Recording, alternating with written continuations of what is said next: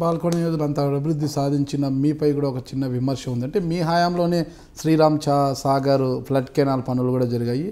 ఆ రోజు పివి నరసింహారావు గారిని తీసుకొచ్చి మీరు ప్రారంభించే దానికి శంకుస్థాపన కూడా చేయించారు.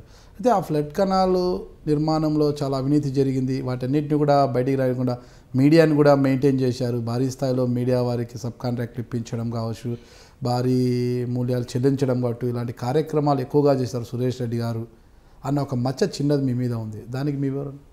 లేదు, అది మచ్చ అదేం లేదు. బహుశా మీకు అది రాంగ్ ఇన్ఫర్మేషన్ ఉంది. దానికి కారణం ఏంటంటే ఆ ఫ్లడ్ ఫ్లో కెనాల్ అనేది నా ప్రాంతంలో చాలా తక్కువ ఫ్లో అవుతుంది ఒకటి. రెండోది, ఫ్లడ్ ఫ్లో కెనాల్ శంకుస్థాపనకు ప్రధానమంత్రి గారు వచ్చినా మా ప్రధానమంత్రి వచ్చినా నేను వెళ్ళలే. నేను తెలుగు మహాసభలో ఉండి మళ్ళీ రాలేను.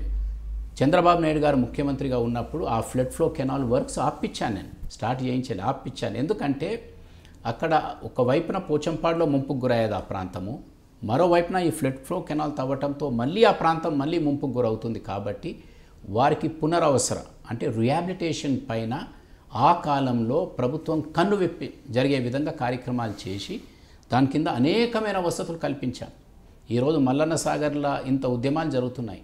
కానీ మేము 90స్లో 30 సంవత్సరాల క్రితం పునరవసరకు ఎటువంటి చర్యలు తీసుకోవాలనో, ఎటువంటి ప్రాధాన్యత రావాలనో ఆ ప్రాధాన్యత ఆ రోజు ఇప్పించాం. కాబట్టి ఆ వరదకాలలోపు ఈరోజు మధ్యన ఆనికట్లు కట్టించి అక్కడ ఆ నీళ్ళ ద్వారా, ఆ జలాల ద్వారా ఆ ప్రాంతంలో ఏదైతే ముంపుకు గురయ్యారో ఆ ప్రాంత ప్రజలకు మరి చక్కగా నీటి వసతులు కల్పించడం జరిగాయి. ఈ పనులన్నీ కూడా అప్పుడు చంద్రబాబు నాయుడు గారు ముఖ్యమంత్రిగా ఉన్నప్పుడు స్టార్ట్ అయ్యాయి. మా పార్టీ అధికారంలోకి వచ్చిన తర్వాత కింది ప్రాంతంలో స్టార్ట్ అయ్యాది. కాబట్టి మీరు ఏదైతే అంటున్నారో ఈ కాంట్రాక్టర్సు అది ఇది, ఆ కాంట్రాక్టర్స్ అనేది ఏది కూడా ఈ ప్రాంతానికి సంబంధం లేదు. ఈ ప్రాంతానికి ప్రజలకు నాకు మధ్యన ఉన్న కాంట్రాక్ట్ ఒకటే అభివృద్ధి. ఆ అభివృద్ధిని పూర్తి చేయించాను. ఈ ప్రాంతానికి సంబంధించినది కాబట్టి ఇక ఏ ప్రాంతానికి సంబంధించి అంటారు కాంట్రాక్ట్లు అవన్నీ కూడా? నేను చెప్పింది ఏంటంటే మా ప్రాంతంలో పూర్తిగా అయిపోయాది. ఈ కాంట్రాక్ట్ల పైన నాగరాజ్ గారు అంటే ఫ్లడ్ ఫ్లో కెనాలే కాదు, ప్రతి చోట ఆరోపణలు వస్తూ ఉంటాయి. ఆరోపణలు రావటంలో తప్పేం లేదు.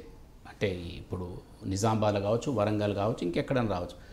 ఆరోపణలు వచ్చినప్పుడు దానిపై చర్చించే ధైర్యం ప్రభుత్వానికి ఉండాలి. ఆ చర్చ మేము రాజశేఖర రెడ్డి గారు ముఖ్యమంత్రిగా ఉన్నప్పుడు రాష్ట్ర శాసనసభలో 15 రోజులు చర్చ జరిపించాం ఈ ఆరోపణల పైన. అంటే ఈ ఫ్లడ్ ఫ్లో కెనాలే కాదు, ఎక్కడ ఆరోపణలు ఉంటే చెప్పండి, మీరు దానిపై చర్చించడానికి సిద్ధంగా ఉన్నామని వారం రోజులు చర్చ జరిగేది. 20 రోజులు జరిగేది చర్చ. రాష్ట్ర చరిత్రలో అదొక రికార్డ్. అంటే మీరు ఏ ప్రాజెక్ట్ కింద ఏం ఆరోపణలు ఉన్నా చెప్పండి, దానిపై మేము దేనికంటే దానికి సిద్ధమని. సో ఈ విధంగా జరుగుతూ వచ్చేది. సో కొన్ని ఆరోపణలు ఎక్కడన్నా ఉంటే ఉండొచ్చు, కానీ నేను చెప్పేది ఏంటంటే ఆరోపణలు చేసే హక్కు మనకు ఉన్నది. ఆరోపణలు రుజువు చేసే బాధ్యత కూడా మనపై ఉంటుంది. అంటే ఈరోజు ప్రభుత్వంలా కాదు, ఈరోజు ఆరోపణలు చేస్తేనే జైలు వేస్తామంటున్నారు. అది ప్రజాస్వామ్యానికి మంచిది కాదు. మేము ఆరోపణలు చేశారు, చేసిన వారిని శాసనసభలో చర్చ పెట్టాము.